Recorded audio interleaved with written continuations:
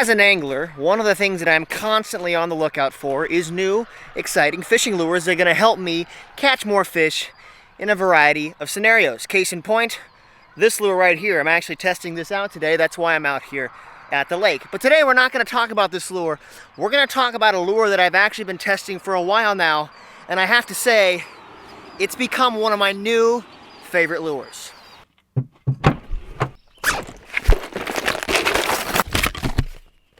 What bait am I talking about? I am talking about the Mimic Minnow by Northland Fishing Tackle. Now, the Mimic Minnow is sold in a variety of sizes. I have a 1/8 ounce one right here, but I'm not going to be talking about this one. Today, I want to talk about this, the 1/32 ounce. Now, upon first inspection, the Mimic Minnow doesn't look that revolutionary. It's just a tiny little swim bait with a paddle tail and a colored jig head.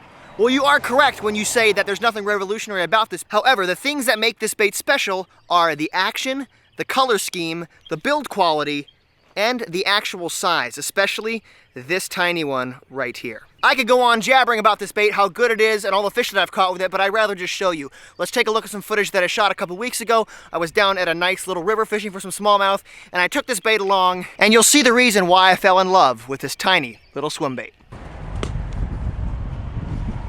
Got this little kind of back eddy here. There we go, fish. Right at the bank. Ooh, that's a fatty, look at that. Nice rock bass right there, guys. Chunky little fella. Hit it right at the bank. We have a nice shaded spot under the bridge right here. We have a nice run of deep water that comes along this side, so I'm gonna just flip my jig up into the current there and just kind of fish it downstream. It's fairly deep here too, probably about, there we go, fish. That is a smallmouth. First smallmouth of the day right there. Beautiful. Not a huge one, but that's a good sign. Exactly where I kind of predicted they'd be, right in that fast run, that deep run right there. I got a little distracted because I just found a tick on me, and I don't like ticks at all, so have to watch that. Got one. Got something. That is not a smallmouth. That is a creek chub with horns. Look at that. All right, see you, buddy. So one of the things that I've noticed about this particular section of river that I'm fishing today is that there's a lot of human activity. There is this bridge right here, obviously. There's a walking path over there. I've seen a lot of people kind of biking around, and I think this particular area gets fished to death. I found some fishing line here and there and even a fishing lure. So that is going to kind of affect my game plan a little bit. Whenever I'm fishing an area that has a lot of fishing pressure, I like to tweak my approach a little bit in order to catch more fish. Couple that with the fact that the water here is crystal clear. So one of the things that I like to look for when I'm fishing a heavily pressured area like this is look for spots that people don't have direct access to. For instance, that beach right over there, it's right next to the walking path and people have direct access to it. So the fishing is probably not gonna be very good over there because again, people have direct access to it and they're gonna fish it a lot. But take a look at this spot. As you can see right behind me, there is this dam right here, and I have a feeling a lot of these fish are actually tucked up tight to that dam. The only problem is, unless you can cast really far, you can't really fish the whole dam that effectively. I'm assuming that not many people walk out on this dam to fish it because right now it's like the middle of April, so the water's still not very warm. I imagine that during the summertime, people, kind of wallow around in here. But right now, again, people think the water's really too cold to go wading without waders. But I'm going to brave the elements. I'm going to walk out there and yeah, I'm going to get wet. Again, and keep in mind, I'm looking for spots that the general public can't access very well, and way out there on that dam, I think could be a potential gold mine.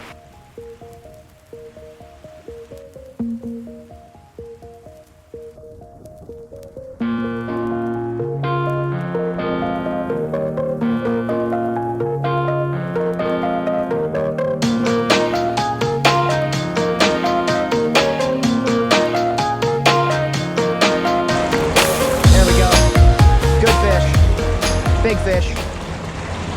Oh yeah, that's what I'm looking for. Woohoo! Oh, that's a fatty, dude. That is a fatty. Boom, right there. Check that out. Beautiful small jaw. Nice little gut on her. Whoo-wee, that was amazing. Oh, there's a smallie right there. Came up and nailed it.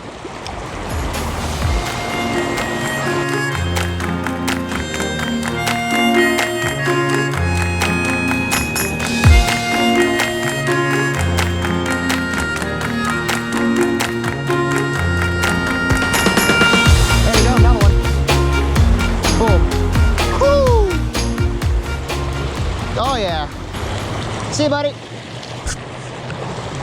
I found the honey hole. There's a really deep spot right in here. Let's see if there's a fish.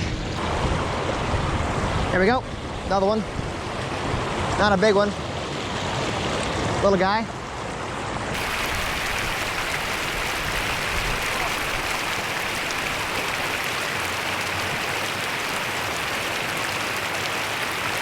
Another beautiful little smallmouth, guys, right there. I tell you what, this little bait is doing work.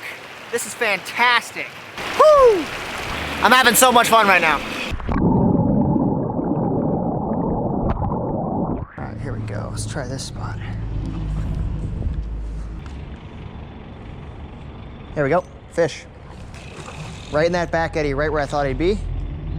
Another smallmouth. Ooh-wee. Just like that, clockwork. That was great. There's a perfect little back eddy right there, and I was like, I'll bet you there's a fish. First cast to that little back eddy, boom, he was on. So fun fact, I actually brought waders along, but I don't really feel like going back to the car and getting them. And the water's honestly not that cold, so I'm just gonna wade it, forget about it.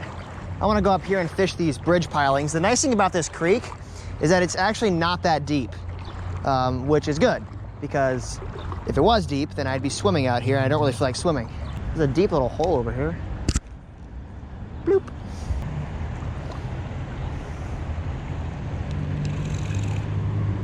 I got something big. Crud muffins, that's big. Whoa. What is this? Is that a smallie? I don't know what I got. I just threw my bait over there and I just whacked into something really big. Could be a sucker. I might have foul hooked a sucker. Oh, dude, that's a toad smallmouth. That is a smoke of a smallmouth right there. Oh my word, dude. That is a nice fish. I'm gonna actually, I'm gonna go back over here because that is a toad of a smallmouth. Well, at least for this river. That's the biggest one I've ever caught out of here. Okay, calm down. Everybody remain calm. I'm calm. I think I am. Look at this side. Oh, that's a nice fish right there. Oh my word.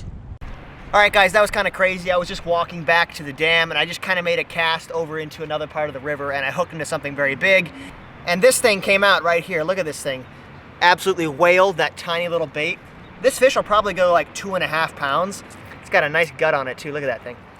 This is not what I was expecting. I was not expecting to get a smallmouth this big out of this river. Most of the fish that I've caught today have been like from 10 to 12 inches, right? So to actually catch a nice smallmouth like this in this river, fantastic. On this ultralight setup too, oh my word, that was insane. All right, see ya, buddy. And away he goes. Oh my word, that was amazing. Like I said, guys, I was not expecting to catch a fish that big out of this little river. That got my heart going. As you guys saw from that footage, I had a great time out on the river. I caught a number of smallmouth with that tiny little swim bait. And like I mentioned earlier in the video, I was fishing a heavily pressured stretch of river. There were other fishermen fishing around that area, but none were doing as well as me. And I think it's greatly in part to that little swim bait that I was able to catch so many fish. Why? Well, number one, that little swim bait is tiny. And I was able to throw it very, very far on an ultralight rod and reel, and I was able to fish a very, very finesse presentation into some specific areas where other people weren't concentrating their efforts. The second reason why this bait was so good is because the actual color that I was using is a yellow perch color that looks very, very realistic in the water. It looks really beautiful, and it definitely matched some of the forage that were in the water column at that period of time. And the third reason why this bait was so successful is the action. This bait has a fantastic action in the water. The tail has a nice paddling action. And the main way I was fishing this bait is I would throw it out, retrieve it, and then gently pop the top of my rod. So this bait had a nice darting action through the water, and that was lights out for a lot of those fish. Those combinations right there made this bait absolutely deadly on a day like today. And I have to say, for fishing rivers and creeks and even lakes and ponds, this bait is going to be a no-brainer for me. I'm going to stock up on a number of different sizes and keep them in my tackle box at all times because, again, this bait is absolutely fantastic. Anyway, guys, hope you enjoyed this video. If you want to see more videos like this where I go and talk about baits that I'm currently using and loving, let me know down in the comments below. If you want to purchase this bait, check out the links in the description. There is an Amazon affiliate link down there. If you click on that and buy some of these baits, number one, you're getting some great lures, and number two, you actually help out the channel. If you use those links, I get a little bit of kickback, and it helps me to make videos. Anyway, guys, hope you enjoyed this video, and as always, stay hooked. This is Brendan Miller, signing out.